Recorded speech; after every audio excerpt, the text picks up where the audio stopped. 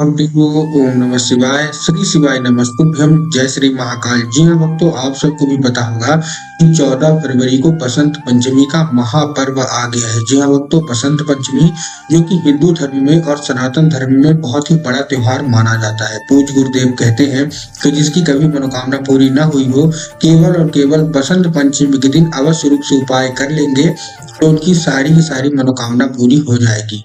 पूज्य गुरुदेव ये भी कहते हैं कि हिंदू धर्म में जितनी मान्यता प्रदोष के व्रत की होती है, हमारे सोमवार की अष्टमी के व्रत की होती है, उतनी ही ज्यादा मान्यता बसंत पंचमी की भी होती है। ये बहुत ही बड़ा त्योहार माना जाता है।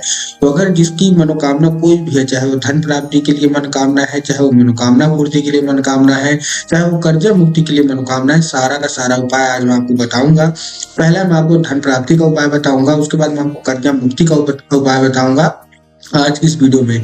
तो उपाय दोनों ध्यान से सुनिएगा, अच्छे से करिएगा। साल 2023 में जो गुरुदेव की कथा हुई थी और बसंत पंचमी आई थी, तब गुरुदेव के जो कथा होती है उसमें बहुत सारे ऐसे पत्र आए थे कि गुरुदेव हमको हमारी मनोकामना पूरी नहीं हो रही है, तो कृपया करके कोई ऐसी उपाय बता दें कि हमारी मनोकामना पूरी हो जाए। तब गुरुदेव ने 2 उपाय बताए थे जो कि कहा था कि बसंत पंचमी के दिन अवश्य रूप से कर लेना। तब बहुत सारे लोगों ने इसको किया और सबको फल भी मिला। फिर वो गुरुदेव के पास आए, गुरुदेव को फिर से पत्र लिखा धन्यवाद के रूप में कि गुरुदेव आपके द्वारा बताए गए उपाय हमने किए और हमारी सारी की सारी मनोकामना बाबा भोलेनाथ ने अवश्य रूप से पूरी कर दी। तो आखिर वो कौन सा उपाय था, आप भी जानना चाहते होंगे, तो चलिए चलता हूँ मैं उपाय की ओर, क्योंकि मैंने पूज्य गुरुदेव की ही कथा सुन के और बहुत अच्छे से समझ के आपके लिए लेके आया हूँ।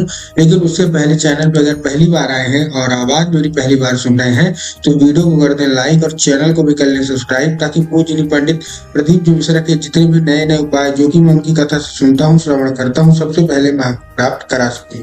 तो देखिए, जो हमारा पहला उपाय है धन प्राप्ति का, उसमें आपको चाहिए 7 चने की दाल, 3 समी पत्र और 1 बेल पत्र। क्या क्या चाहिए? 7 चने की दाल चाहिए, 3 समी पत्र चाहिए और 1 बेल पत्र। देखिए, जो समी पत्र है वो कहीं से मुरझाया हुआ नहीं होना चाहिए, इस चीज का आपको ध्यान रखना है। उसके साथ साथ जो आप 1 बेल पत्र ले रहे हैं उसको भी आपको ध्यान रखना है कि बेल पत्र अच्छा हरा होना चाहिए, कहीं से खंडित नहीं होना चाहिए, इस चीज का भी आपको ध्यान रखना है। ठीक, अब आपको साथ चाहिए 1 लोटा जल। आपको भी पता है महादेव को 1 लोटा जल चढ़ता ही है। आपको 1 लोटा जल लेना है, उसमें 7 चने की दाल डाल लेनी है, 3 समी पत्ते ले लेना और एक बेल पत्र। बेल पत्र कहीं से कटा फटा नहीं होना चाहिए, कहीं से खंडित नहीं होना चाहिए और कहीं से भी मुरझाया हुआ नहीं होना चाहिए, इस चीज का आपको ध्यान रखना है। ठीक, आपने ले लिया, सब चीजें डाल दी और पहुंच गए सीधा सीधा शिव मंदिर। शिव मंदिर पहुंच गए, अब आपको दक्षिण दिशा में खड़े होना है, उत्तर की ओर अपना चेहरा करके। अब इसमें बहुत सारे लोग कंफ्यूज हो जाते हैं कि हर मंदिर में तो दक्षिण और उत्तर अलग अलग होता है।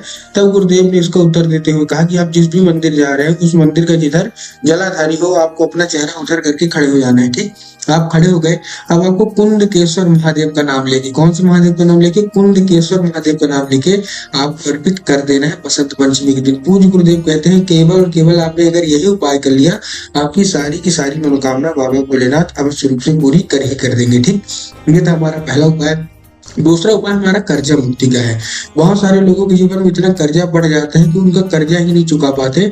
तब मैं कर्जा मुक्ति का आपके लिए उपाय लेके आया हूँ। देखिए, आपको इसमें करना क्या है। कर्जा मुक्ति में आपको चाहिए कच्चा दूध। क्या चाहिए? केवल और केवल कच्चा दूध। तो कच्चा दूध लेके आपको पहुंच जाना है बरगद के पेड़ के नीचे। कहाँ जाना है? बरगद का जो पेड़ होता है उसके नीचे। बरगद के पेड़ के नीचे आप पहुंच गए। अब आपको 3 बार परिक्रमा करनी है बरगद के पेड़ की और अपना जितना भी कर्जा है बोल देना है। उसके बाद महादेव का एक बहुत ही सुंदर सा नाम है बटकेश्वर महादेव। कौन से महादेव? बटकेश्वर महादेव। तो आपको बटकेश्वर महादेव का नाम लेके उन्हीं का स्मरण करके आपको क्या करना है? अर्पित कर देना। पूज्य गुरुदेव कहते हैं 1 से 1.5 महीने लगेगा, इसके अंदर आपकी सारी की सारा जो कर्जा है वो महादेव चुकता करा देंगे।